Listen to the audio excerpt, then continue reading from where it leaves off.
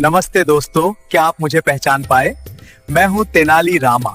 मैं अपनी हाजिर जवाबी, जिसे इंग्लिश में क्विक विट एंड ह्यूमर कहते हैं, अपनी चतुराई और बुद्धिमत्ता के लिए जाना जाता था। जी हाँ, विजयनगर साम्राज्य के महान राजा कृष्णदेवराय के समय का प्रसिद्ध तेलुगु कवि, विद्वान और विदूषक। मेरा पूरा नाम तेनाली रामकृष्ण है। मैं राजा के दरबार में अष्टदिग्गज यानी 8 महान कवियों में से एक था। तो चलिए दोस्तों, मेरे साथ चलते हैं विजयनगर साम्राज्य की ओर।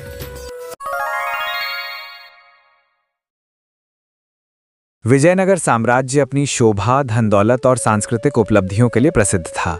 इसके कई महान शासकों में राजा कृष्णदेवराय 1509 से 29 ईस्वी एक बुद्धिमान और शक्तिशाली राजा के रूप में खास पहचान रखते थे। उनका शासनकाल विजयनगर साम्राज्य का स्वर्ण युग माना जाता है, जब कला, साहित्य और वास्तुकला खूब विकसित हुई। राजा कृष्णदेवराय विद्या के बहुत बड़े संरक्षक थे। वे न सिर्फ एक महान योद्धा थे, बल्कि एक प्रतिभाशाली कवि भी थे। उनकी रचनाएं जैसे अमुक्तमाल्यदा और संस्कृत नाटक जाम्बवती परिणयम आज भी सराही जाती हैं। कृष्णदेव राय के दरबार में 8 प्रसिद्ध कवि रहते थे, जिन्हें अष्टदिग्गज कहा जाता था। इन कवियों में अल्लसानी पेद्दना और तेनाली रामकृष्ण भी शामिल थे। मैं हूँ अल्लसानी पेद्दना और मैं तेनाली रामा, जिन्होंने अपनी उत्कृष्ट रचनाओं से साहित्य को और समृद्ध बनाया। खासकर तेनाली रामकृष्ण अपनी चतुराई और हास्य यानी क्विक विट एंड ह्यूमर के कारण बहुत प्रसिद्ध थे। वे राजा के दरबार में एक कवि और बुद्धिमान सलाहकार के रूप में विशेष स्थान रखते थे। कठिन से कठिन समस्याओं का हल वे बड़े हास्यपूर्ण और चतुर तरीके से निकालते थे। इसलिए वे साम्राज्य के इतिहास में बहुत प्रिय व्यक्ति बन गए। सबसे बुद्धिमान राजा भी कभी कभी मनमुटाव का सामना करते हैं। एक बार ऐसा ही हुआ, जब राजा का अपनी रानी तिरुमल अम्बाल से एक छोटी सी बात पर झगड़ा हो गया। कई हफ्तों तक राजा ने उनसे एक भी शब्द नहीं कहा और गुस्से में उनसे मिलने भी नहीं गए। उनके न आने से पूरा महल उदास और सूना लगने लगा। चीयरफुलनेस की जगह उदासी छा गई। रानी भी दुखी और परेशान थी। उन्होंने कई बार प्रयास किया कि झगड़ा खत्म हो जाए, लेकिन असफल रहीं। आखिरकार उन्होंने दरबार के बुद्धिमान और चतुर कवि तेनाली राम से मदद मांगने का फैसला किया। तेनाली राम ने रानी की पूरी बात ध्यान से सुनी। रानी ने कहा कि राजा ने एक कविता लिखी थी। उसमें सूरज, चांद, सितारे और सुंदर आकाश जैसे शब्द थे, पर उसका मतलब समझ में नहीं आया।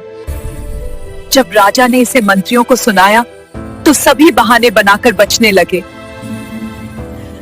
रात को वे मेरे पास आए और कविता सुनाने लगे।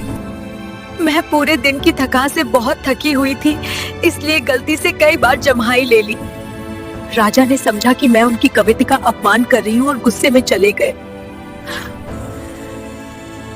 तब से वे मुझसे बात नहीं कर रहे हैं। काश मुझे पता होता कि ऐसा होगा तो मैं कोई और दिन चुनती। मेरी हेल्प करो रामा, सिर्फ तुम ही राजा को समझा सकते। तेनाली राम ने रानी की पूरी बात ध्यान से सुनी। अगर आप चाहें तो मैं पूरी कोशिश करूंगा इस मामले को सुलझाने के लिए महारानी, लेकिन इसके लिए एक अच्छी तरह से सोची समझी योजना की जरूरत होगी और मुझे सही तरीके ढूंढने में थोड़ा समय लग सकता है। I agree and I thank you profusely, Rama, for giving me hope when I had none left. रानी, जिनकी आखिरी उम्मीद तेनाली थे, तुरंत मान गई और उनका धन्यवाद किया।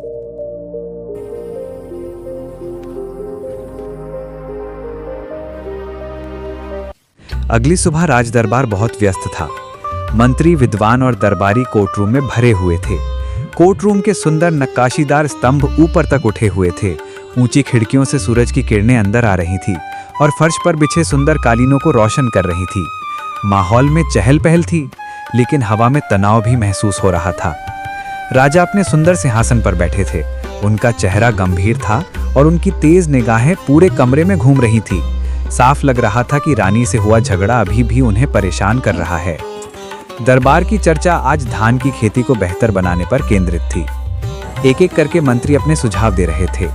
किसी ने सिंचाई बढ़ाने की बात कही तो किसी ने अच्छी खाद का प्रयोग करने की सलाह दी। इन्हीं सुझावों के बीच तेनालीराम कोर्ट के किनारे खड़े सबको एक मुस्कुराहट के साथ देख रहे थे।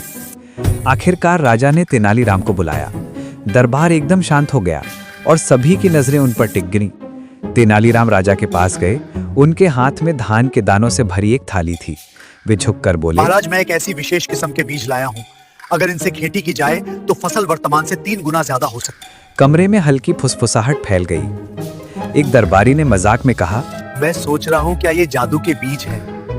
अगली बार कहेंगे कि ये बिना पानी के भी उग जाते हैं। शायद ये चांद पर से लेकर आया होगा। दरबार में हल्की हल्की हंसी फैल गई। राजा ने भौहें सिकोड़ ली, प्रभावित नहीं हुए। ये सब बेकार लगता है। खेती के लिए खास मिट्टी, खाद और कीड़े मकोड़ों से बचाने की दवाई चाहिए होती है। अगर कुछ गलत हो गया तो किसानों को नुकसान होगा। ये बात सही है महाराज, लेकिन समस्या बीजों में नहीं, बीज बोने वाले व्यक्ति में होती है। दरबार में एकदम शांति छा गई जब राम की बातें हवा में गूंजती रह गईं। लेकिन समस्या बीजों में नहीं, बीज बोने वाले व्यक्ति में होती है। राजा की भौहें सिकुड़ गईं। बीज बोने वाले में क्या खराबी है? साफ साफ बोलो रामा। राम ने दरबार में चारों ओर देखा। उनकी तेज नजरें संदेह से भरे दरबारियों की आंखों से मिली। उन्होंने कहा, अगर कोई व्यक्ति बीज ठीक तरह से ना बोए तो अच्छी फसल कैसे मिलेगी? वे कुछ क्षण रुके और फिर बोले, और सोचिए, अगर बीज बोने वाला आदमी बार बार जमाई लेता रहे तो बीज यहाँ वहां बिखर नहीं जाएंगे। ये सुनकर पूरा दरबार ठहाकों से गूंज उठा। पहले जो व्यंग्य था वो अब सच्ची हंसी में बदल गया। यहां तक कि राजा भी अचानक चौंक गए और अनजाने में ही जम्हाई ले बैठे। राम ने उन्हें गौर से देखा और आगे कहा, महाराज, दुनिया में कौन है जो कभी जम्हाई ना ले? ये तो स्वाभाविक बात है, सांस लेने जैसे। राजा का चेहरा बदल गया। जैसे ही उन्हें सच्चाई का एहसास हुआ, उनकी सोच वापस रानी से हुए झगड़े की ओर चली गई। Under the moon's gentle glow, our love like rivers flow. उन्हें याद आया कि उन्होंने कविता सुनाते समय रानी को जम्हाई लेने पर डांट दिया था। अब उन्हें अपनी गलती का एहसास हुआ।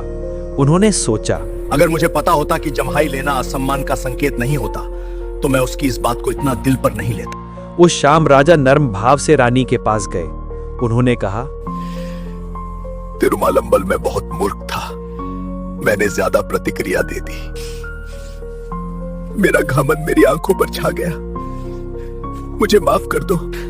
रानी, जो इस क्षण की लंबे समय से प्रतीक्षा कर रही थी, मुस्कुराई और बोली, अगर आप चाहें तो हम ये झगड़ा यहीं खत्म कर देते हैं। मैं आपकी कविता सुनना चाहती हूँ।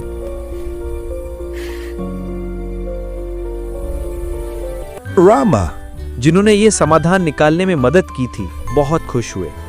बाद में राजा और रानी ने उन्हें मूल्यवान उपहार दिए। राजकीय दंपति का संबंध फिर से मजबूत हो गया। आजा ताई, अरे आप लोग कहाँ जा रहे हो? चैनल को सब्सक्राइब कर दिया ना?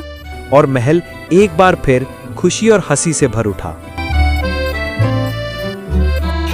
For more animation videos, subscribe this channel now.